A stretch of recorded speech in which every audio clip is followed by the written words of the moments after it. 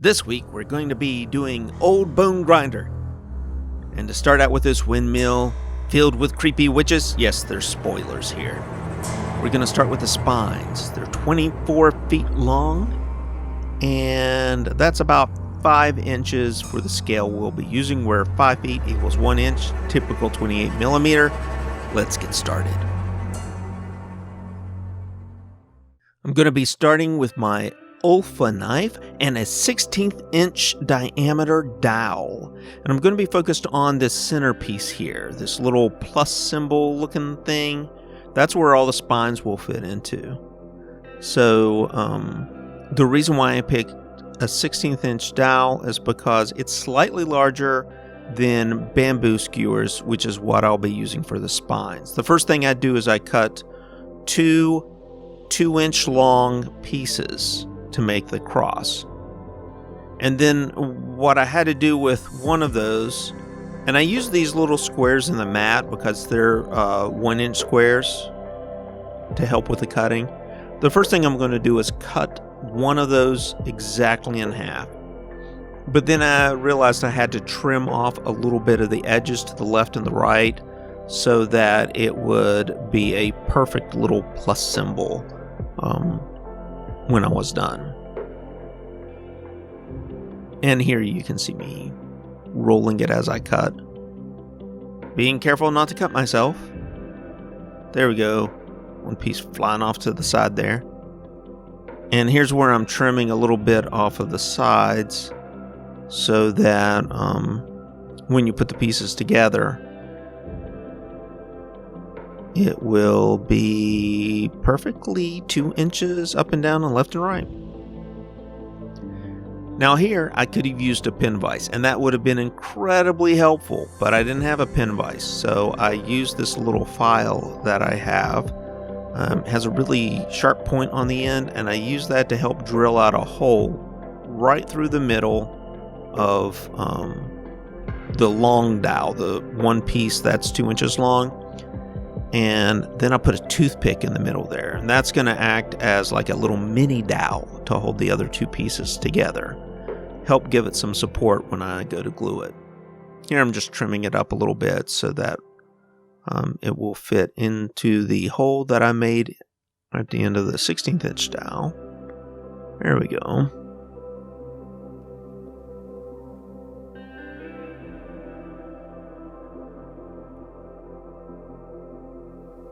And that's what it will look like once I glue it. So next step, let's get some glue. Here I'm using my tight bond glue. I'm not sure whether it's really much better than regular PVA glue, but I'm going to assume it is because it says it's tight bond. Sounds a little bit better than Elmer. Elmer's glue versus tight bond glue. Which one will you buy? So clean up the edge there, and then what I'm going to do once I've got this glued together is go around to each one of those and put a hole in the end that's going to be just large enough to fit the bamboo skewers into this centerpiece. And there's the skewer, and I do this to each side all the way around.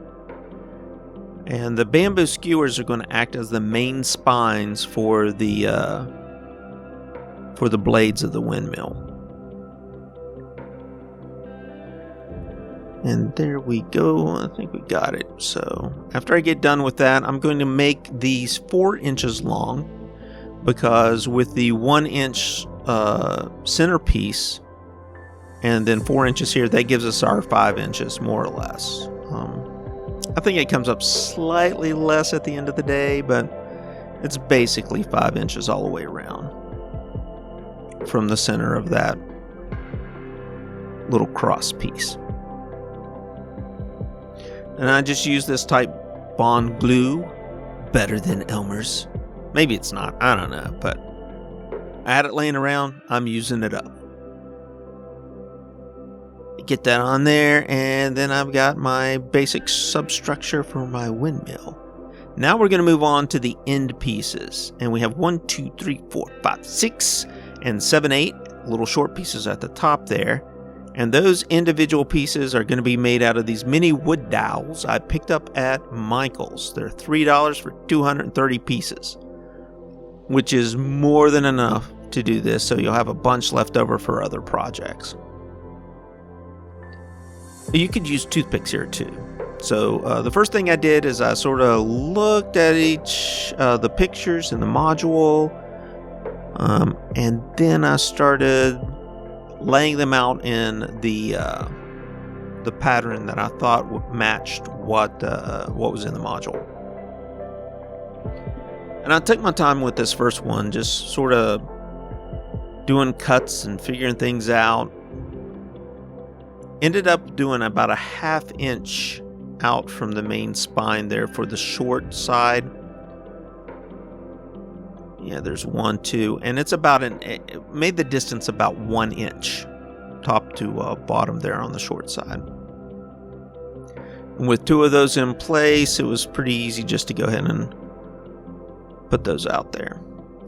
I found working with the PVA glue, it was a little bit more difficult than working with super glue, so a little bit later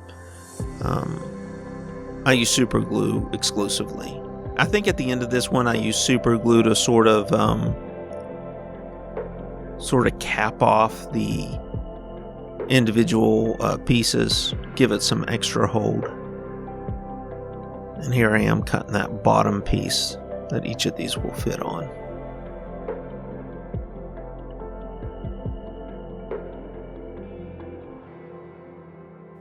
Now we're going to lay it back out again. I really took my time with this step. Let's speed this up a little bit. Here I am putting the glue on, and then I just slather the glue on that bottom piece. And then on the top piece as well. Got some on my finger there. And then I just sort of put it in place, and this part's pretty easy. Just lay them out. Well, mostly easy. Kept having a problem with things moving around. I got better with each subsequent one, and when I turned to super glue on the last one, it really went much smoother.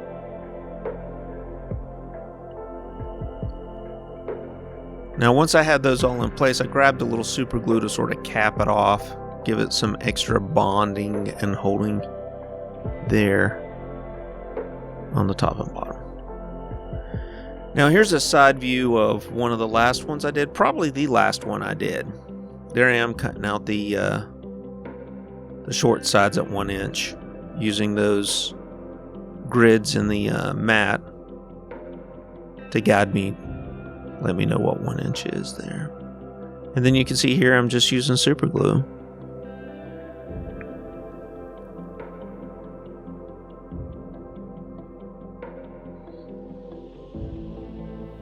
And I just put a little dab of super glue top and bottom for each one of these little spines that fit in here. And this seemed to go quicker and was a little easier to work with. So that's what I would recommend. Though the PVA glue would work fine, it was a little bit harder for me to work with. I don't know. Could have been just one of those days. And there you go. Look at that. Perfect. Oh, wait a minute. Got to do this other side up here. A little bit of... There we go. A little bit of glue. Put that in place. And then dab and dab. Bam.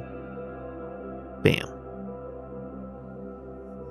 And now with that piece done, the only thing really left to do is clean up the spines. Make sure, everything's glued down tight. A couple places where things came apart there, where I didn't have a good hold before.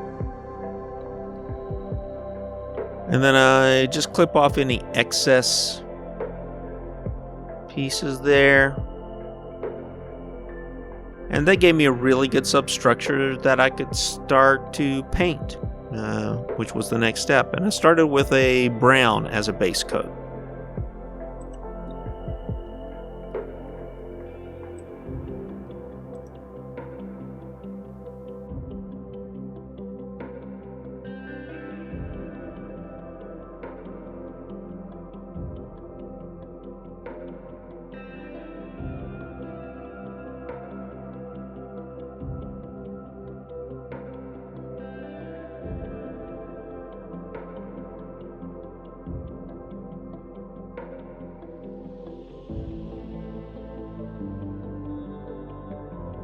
And after I got the brown done, I knew it was going to be aged wood, so I did a really heavy dry brush of a suede.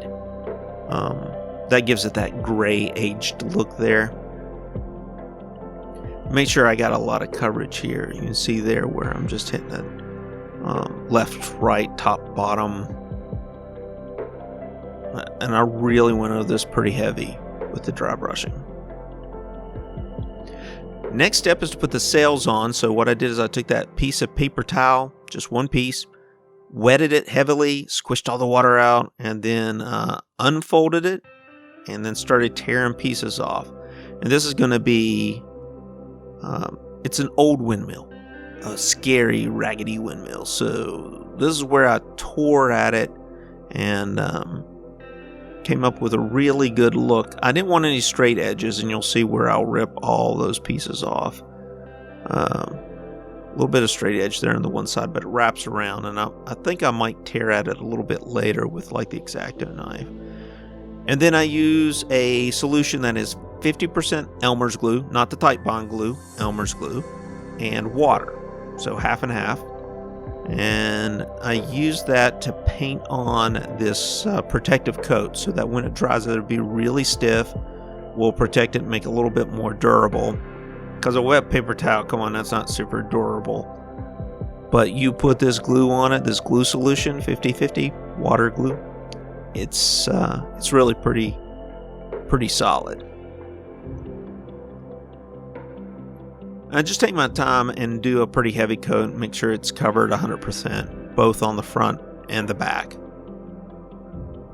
Now, while I'm doing this, I'm also looking at the module book and the pictures they have there to get a sense of, what each blade looks like. And I'm not being exact with it. I could have taken more time and done a more precise job in terms of matching it to what was in the book. But I didn't worry about it too terribly much, so long as it was close. And I'm going to do this process for each one of the spines. Now, on the second one, I actually laid down some glue first and then put it on, which I think is the better way to go. Both ways worked where I didn't put glue on first, but I think probably it's better to put the glue on so that it attaches to the wood better. Then a little bit of glue on the top there. And don't worry about it being too thin there. Once you add paint, that wood isn't going to show. And once it dries, it's going to look really good. Here I'm just ripping pieces off.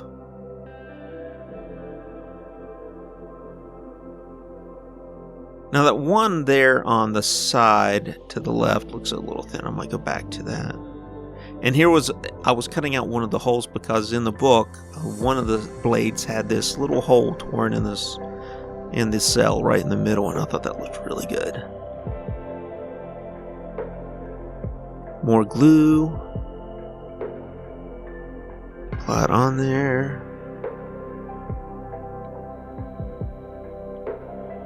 And then a little piece down here at the bottom.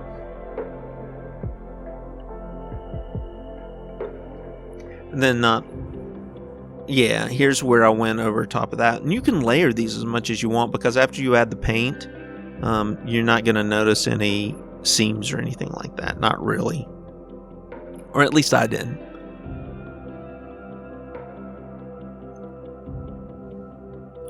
And I'm very liberal with this. And then you'll have some drying time. I just let this thing dry overnight and then hit it up the next day.